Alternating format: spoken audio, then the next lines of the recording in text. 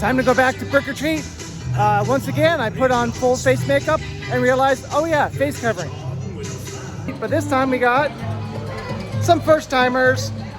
Looks like a bunch of first year. Here we are in Ninjago, and this is the first time riding with Brandi. I know. I'm practicing. Now, I'm on Spider-Man. Now, unlike me, who rode this without looking at the video, they're actually informed. We're trying to be. Look at this. Last time we were here, which was not that long ago, this was completely closed. We've got some of this covered now. The bricks that are still white are going to stay white, not get stained and yellowed as quickly by the sun. Time for apple fries. And here is a special one just for Brick or Treat. Good. I'm gonna give them like an 8 out of 10. The ones at the bottom get soggy. That's my like main beef with them, but they're still really good. And if you had a kid or an ice cream obsessed person, they're really good too. I think it's really solid. I would give it I would give all of this like an 8 out of 10. There's a really weird reflection in this. Really surprised me. Love Groove and Graveyard. The entertainment model citizens here are amazing. Such a good show. Really, honestly, family friendly, but there's not a ton of talking in it. So even if you were like from a different country, didn't speak English, I think anybody would love this. 10 out of 10. In the words of my daughter, it is both Minnie and a land. Honestly, like, I wish that the construction wasn't going on because I would love to like wander through here for probably hours. I think that the canopy is a really good move though, because you can definitely see a lot of wear and tear on the structures. So anything they can do to preserve that, I think is a really good move. I think maybe I'll come back in the future and check it out. I would love to see, especially when they put the special installations and stuff in. But yeah, that's the one thing we're missing this year is the Halloween stuff with all the trick-or-treating and the haunted house and all that. But oh yeah, it's still cool. But like I said, I've been saying for years, why don't they cover this? I wish it was completely indoors, but right, yeah, it would really help preserve the bricks better. But honestly, I mean, incredible feat of engineering here. The fact that one building alone takes 600 hours, and you can see how many buildings there are. I mean, the team that put this together is incredible. Yeah, I met some of them at MegaCon a couple years ago. Cool. They were set up. Cool. I'm sure they were there this year as well. I think you're getting a very like a stunted view of it right here. I think that when it gets finished and it's all in its glory, it'll look a lot better. But it's better than a couple weeks ago when Brick or Treat opened and you couldn't go in at all. Right.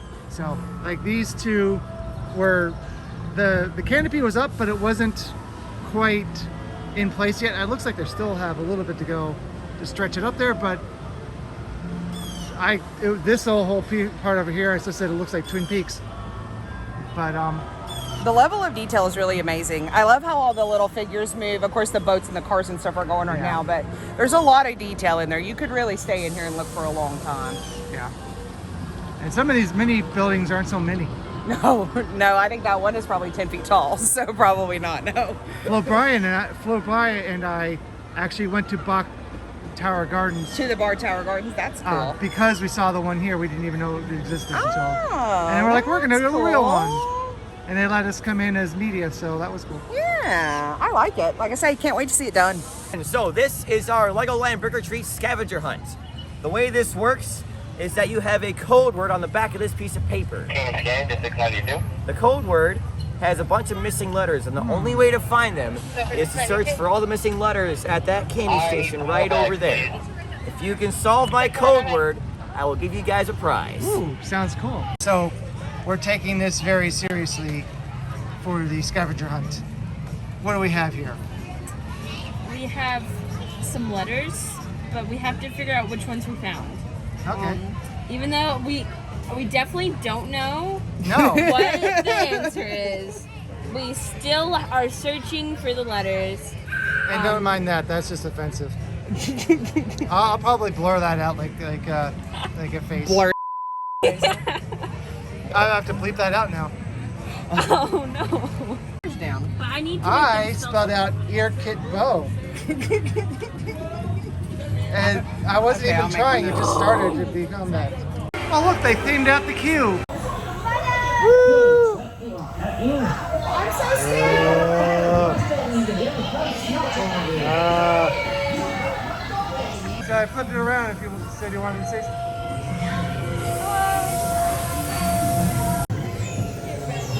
Woo!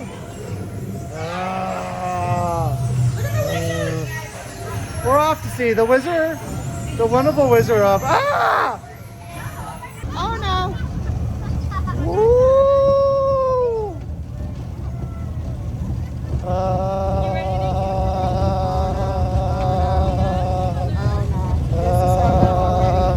Whoa! Woo!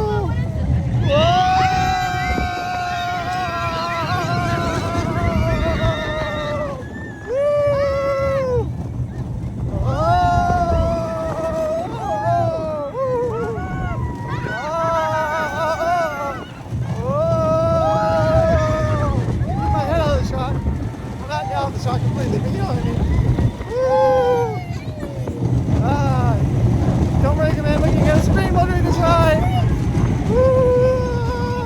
Sudden stop! Sudden stop! Oh! Here I am with my buddy, Shriek.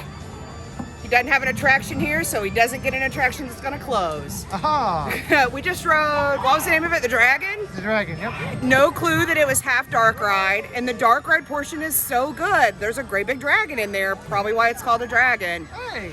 Kind of had like a barnstormer kind of coastery part at the end of it. Overall, much better ride than I thought it was gonna be. I thought it was gonna be kind of like motion sicknessy. Not really, very good ride. Yeah, What do you think, Shriek? The video makes it look a little more intense than it actually is, but it really isn't. Yeah, Especially because when you get to the top and there's a drop, you don't like drop, you kind of lower down. Yeah, when we were going up that lift hill, I'm not gonna lie, I was nervous, but not that bad. And it's totally worth it for the good dark ride scenes. Oh yeah. And when it's nighttime, the whole ride is a dark ride. See? 'Cause That's it's true. dark. That's true. But it's just like Popeye and Bluto's Bill Drop Barges, where you go up the lift hill and then you get lower down into it instead of dropping. Yeah. A lot of twists, but not really any big drops. So Yeah. great family coaster. And like I say, the dark ride portion was really good. Yeah, it's one of the few coasters I actually like. Yeah. First day of LegoLand, complete. So what did you think of the show? Quick here.